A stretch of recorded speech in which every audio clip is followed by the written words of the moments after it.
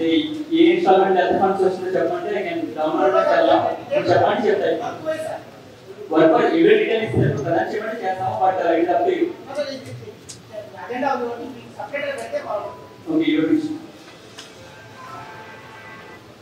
Okay కొంచెం late చేయడం వల్ల ఈ ఫండ్స్ మళ్ళీ రాకుండా పోయే అవకాశాలు ఉన్నాయి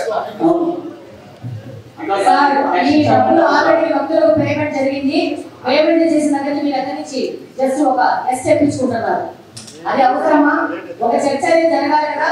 మనం ₹1 వాడామంటే ఆ వాడబోయే రూపాయి ఎందుకు వాడుతున్నారు అనేది ముందు ఇంతమంది 50 మంది సభ్యులు ఉన్నారు. ఆ సభ్యులతో చర్చించి ఆ తర్వాత డిసిషన్ తీసుకొని ఇది అవసరమా కాదని ఆలోచించుకొని మనం ముందుకు వెళ్ళాలా. అసలు ఏ భక్తులకి సహకారం కోసం ఈ వర్కులు జరిగినాయి, ఎవరికి పేమెంట్ చేశారు అనేది చర్చ అనేది రావాలా. ఒక రాటిఫికేషన్ పెట్టేసి దాని మీద ఒక రాజముద్ర వేసేసి 20 సంవత్సరాలుగా అప్లికేషన్ గురించి మనం మాట్లాడుతున్నాం. దానికి గవర్నమెంట్ నుంచి ఎంత నిధులు వచ్చినాయి, అతను ఎంత వర్క్ చేశారు, మనం ఏమైనా సాధారణ నిధుల నుంచి వాళ్ళకి ఏమైనా డబ్బులు ఇచ్చామా, ఇచ్చింటే రియంబర్స్మెంట్ అయ్యిందా, కాకుండా మరో కోటి చిల్లర దగ్గర నుంచి పెట్టాలని మనం పెట్టాము. ఎందువల్ల పెట్టాల్సి వచ్చింది, దీనికి సంబంధించిన ఈ గారు వాళ్ళు చేసే మొత్తం వాళ్ళు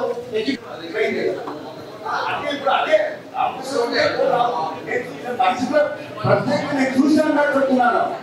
అదే కాంట్రాక్టర్ నేను లైసెన్స్ ఇచ్చాను.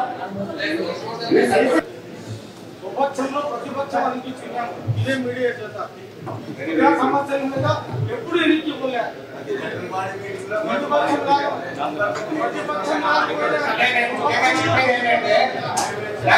ప్రాపర్ ట్యాక్స్ వేస్తున్నారు, మిగతా పార్ట్ అంతా వదిలేశారు. దాన్ని రీఅసెస్మెంట్ చేస్తే we got 60,000 రూపీస్.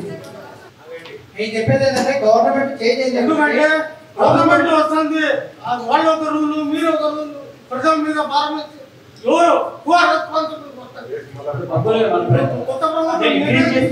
చెప్పేది ఏంటంటే ఇన్ఫార్మ్ చేయమన్నారు అని చెప్పారు. ఆ నెంబర్ మాకు ఫార్వర్డ్ చేయమని నేను చెప్పినాను. ఆయన పేరు రవిరెడ్డి అంట. ఈ రవిరెడ్డి ఎవరు? నా డివిజన్లో ఆయన ఏం పని?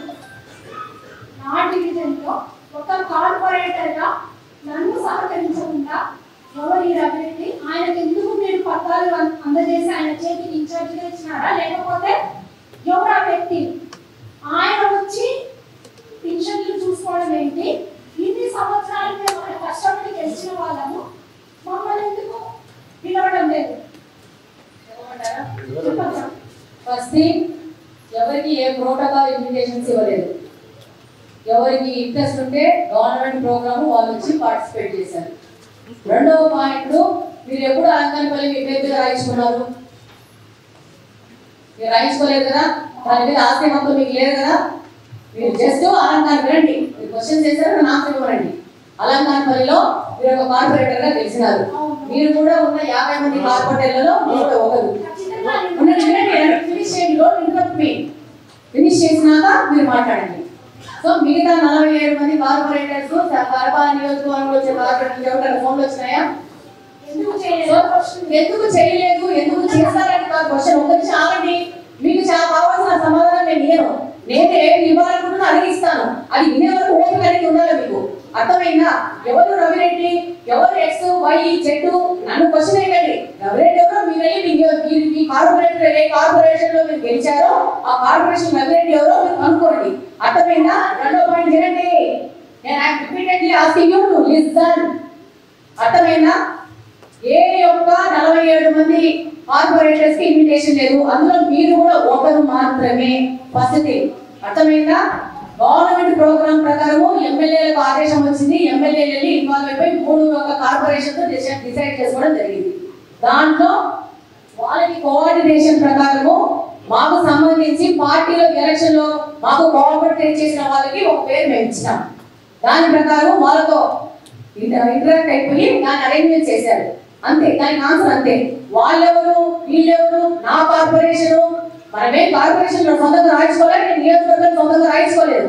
మీరు కార్పొరేషన్ ఒక కార్పొరేటర్, మీకు ఇంట్రెస్ట్ ఉంటే గవర్నమెంట్ ప్రొసీజర్ మీరు ఫాలో అవ్వాలనుకుంటే ఇంట్రెస్ట్ వచ్చి పాల్గొంటారు. ఇదే నా ఇంట్లో పెళ్లి కాదు, మీ ఇంట్లో పెళ్లి కాదు మీకు ఇన్విటేషన్ ఇవ్వడానికి.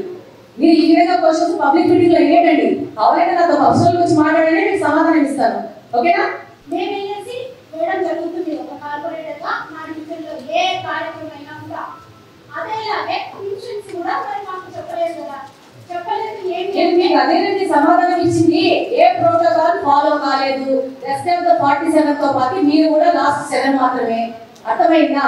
సో కాబట్టి మీకు ఏ విధమైన ప్రభుత్వ కార్యక్రమాలు పాల్గొనాలనుకుంటే మీరు వాలంటరీకి వచ్చి పాల్గొనండి. దానికి మీకు కిరీటం పెట్టేసి డబ్బాలు వాయించుకొని మిమ్మల్ని పిలుచుకొచ్చేది ఏమి ఉండదు. మీకు ఇంట్రెస్ట్ ఉంటే ప్రజల మీద మీరు వచ్చి పార్టిసిపేట్ చేస్తారు అంతే. రెస్ట్ ఆఫ్ ద పీపుల్ ఎవరికి ఇంట్రెస్ట్ ఉంటే వాళ్ళు పార్టిసిపేట్ చేస్తారు. అది ఒక డిసిషన్ తీసుకోవడం జరిగింది. ఆ డిసిషన్ ప్రకారం ముందుకు వెళ్ళినాము అంతేనా? మీరు ఎందుకు రాలేదు మరి? అది మీ తప్పు. మీకు ఇంట్రెస్ట్ ఉంటే మీరు వచ్చి పార్టిసిపేట్ చేయాలా? ఎమ్మెల్యే గారు వస్తున్నారని మీకు తెలుసు కదా? మాకు తెలియదు. మీరు నేను చెప్పాను కదా ఇప్పుడు. వెంకటేష్ అనే వ్యక్తి ఎమ్మెల్యే గారు ఒక నెంబర్ ఇచ్చారట. రవిరెడ్డి అనే వ్యక్తి. సరే కంటిన్యూ. సరే ఇప్పుడు కంటిన్యూగా